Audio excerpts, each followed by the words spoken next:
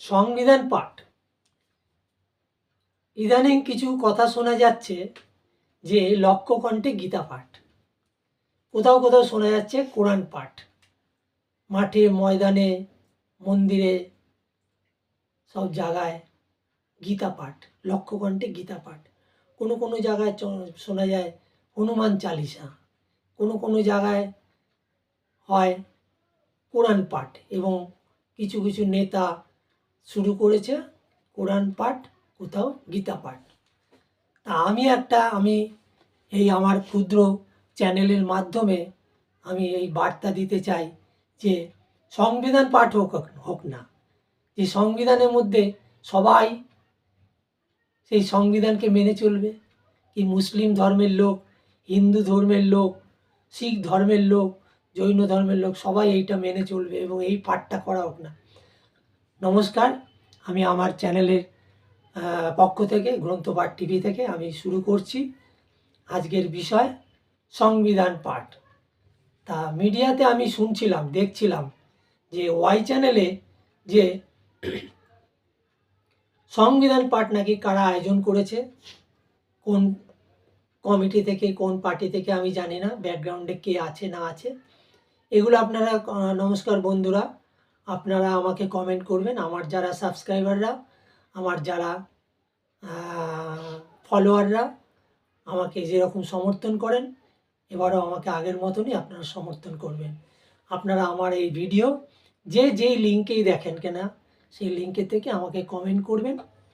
সেই চ্যানেল থেকে আমাকে, যেখান থেকে দেখেন, আমাকে কমেন্ট করবেন এবং দেখবেন তো বন্ধুরা এর পেছনে কারা আছে। যে সংবিধান পাঠ উদ্যোগটা খুবই ভালো, আমার খুবই ভালো লাগলো যে মানুষ যদি সংবিধান নিয়ে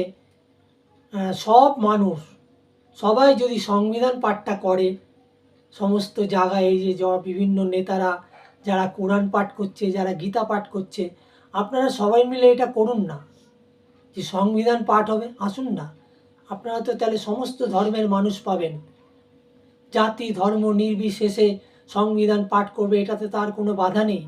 এটাতে তো মুসলিমের বাধা নেই, এটা হিন্দুদের বাধা নেই, এটা খ্রিস্টানদের বাধা নেই, এটা শিখদের বাধা নেই, জৈনদের বাধা নেই, কোনো ধর্মের এটা বাধা নেই। তারা কোনো লজ্জাবোধ করবে না, দ্বিধাবোধ করবে না, কোনটা করবে না। এটা তো সংবিধান পাঠ, ভারতীয় সংবিধান। ভারতবর্ষের মধ্যে যারা আছে, ভারতের যারা নাগরিক, তারা তো পাঠ করতেই পারে, কিন্তু আয়োজকের অভাব। আমি মিডিয়াতে দেখলাম, সোশ্যাল মিডিয়াতে খুব ঘোরাফেরা করছে, খুব এই খবরটা আমি দেখলাম যে 25 তারিখে, আগামী 25 তারিখে, আমি বলে দিচ্ছি, আগামী 25 তারিখে এটা কারা নাকি আয়োজন করছে। আমিও সেদিন থাকবো। বন্ধুরা আপনারাও আসুন দলে দলে। মিডিয়ার লোকদের, ছোট বড় মিডিয়াদের লোকদেরও আমি আবেদন করছি, ভারতীয় সংবিধানের পাঠ, এটা সংবিধান পাঠ কারা করছে, কে করছে, আমার দেখার দরকার নেই। সংবিধান আমাদের ভারতের সংবিধান, আমি সেখানে যেতেই পারি, কারো কোনো প্রশ্ন থাকার কথা না, কারো কোনো হেজিটেট হওয়ার কথা না, কারো কোনো বাধার কথা না। সংবিধান পাঠ যে কোনো মানুষ, যে কোনো পার্টি, যে কোনো দল, যে কোনো জাতি ধর্ম নির্বিশেষে যেতে পারে। এটা যারাই করুক, যেই করুক, তাদেরকে আমি স্যালুট জানাচ্ছি। আমার চ্যানেলের পক্ষ থেকে তাদেরকে ধন্যবাদ জানাচ্ছি, অসংখ্য কোটি কোটি ধন্যবাদ জানাচ্ছি।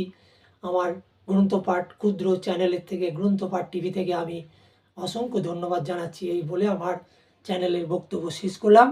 আগামী দিনে আবার আমি কোনো না কোনো পর্ব নিয়ে আসবেন, সঙ্গে থাকুন। গ্রন্থপাঠ টিভি থেকে আমি শিবশঙ্কর সাহা, নমস্কার।